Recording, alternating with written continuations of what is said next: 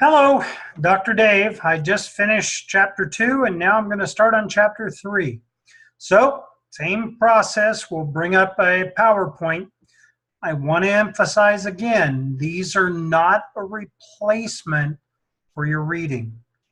I offer hints as I talk that will help you understand the reading, but you still have to do the work. I can't do that for you. And if you want to pass the test, and if you want to do the writing, you have to do that reading. All right, so let's take a look at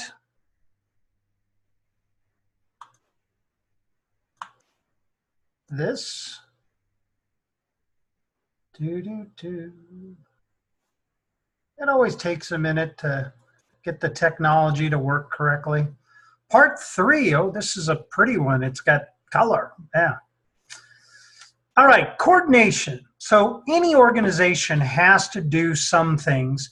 Coordination is one of those tasks that you need to bring things together, okay? Different organizations coordinate different ways. And so these can be the bureaucratic way, the relational way, however it may be. In the relational form, coordination is achieved through horizontal networks of relationships. These connect people, and managers and frontline workers can be part of those groups. It's really who you know and how you get things done. The bureaucratic form, coordination is achieved within a silo vertically, and it keeps the specialization. And then when we get to the top management, they talk over. This can quell, let's say, worker rebellion. Uncertainty, with levels of uncertainty and interdependence are low, coordination can be achieved really low cost. Routines, programming, bureaucracy. When levels of uncertainty are high, coordination is achieved through feedback and direct interaction. So now we have these organizational forms, bureaucracy tied to a specific kind of circumstance that the organization finds itself in, and that the relational form really helps in a different social circumstance. So relational coordination is work through relationships, shared goals, shared knowledge, mutual respect, basically people being people and working together. Cognitive, emotional dimensions of relationships, and of course, across functional areas. So here's Follett again. You're going to get used to her. And she wrote this article, The Process of Control. 4 fundamental principles of organization. Coordination is reciprocal between people. It's about direct contact and in early stages of task, and it's an ongoing or continuing process. She insists that coordination is a relational process. Remember, she's the queen of this relational model, and that relational model ties to a sociological paradigm we talked about in the beginning.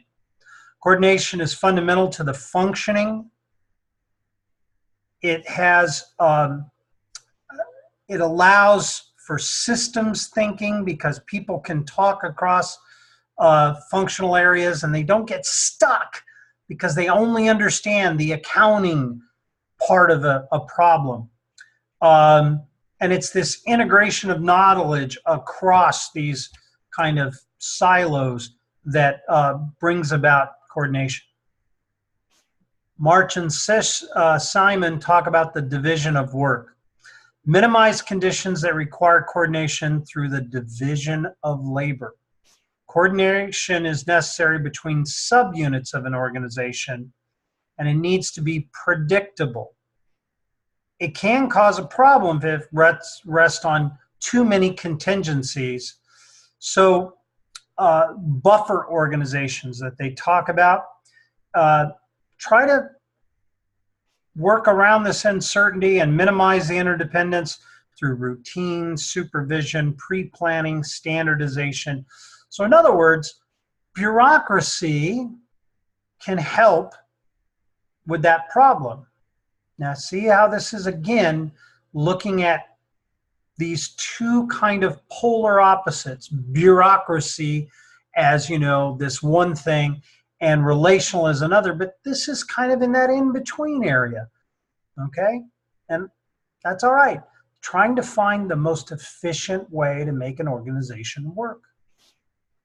Galbraith, Organization Design and Informational Processing View. Informational Processing Theory of Coordination. So that's the theory of this article. Certainty and uncertainty in organizational tasks greatly influences the form of the organization. Feedback mechanisms are helpful in dealing with uncertainty. So if we have feedback loops built into an organization, if people talk, then we can overcome uncertainties. We can address them, we can fix them. So it's their conclusion, uncertainty is moderated by interdependence between subtasks and the number of elements relevant for decision making.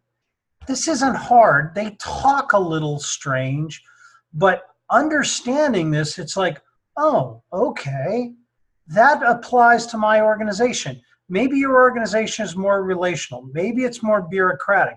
But all of us can see some of the in-between when things have gone wrong, when things are going right, when certain bosses do things one way and certain bosses do things another way. That's how I remember these. It gives me that perspective that helps me understand what they're talking about, even when they're talking academic gobbledygook. What they're saying is important. Design organizations to either reduce the amount of information process or increase the capacity to structure that process.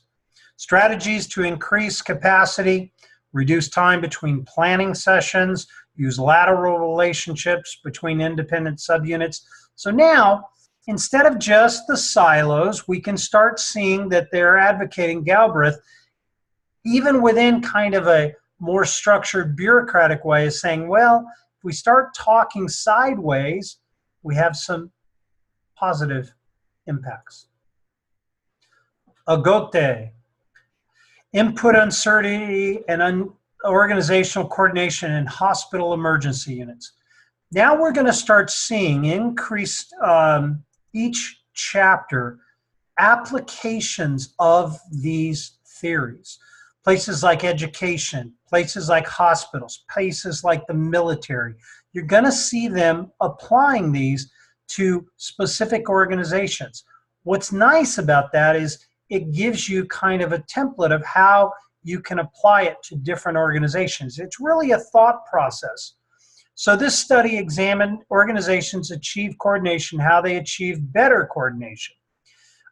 Programming means coordination were more effective in the ERs.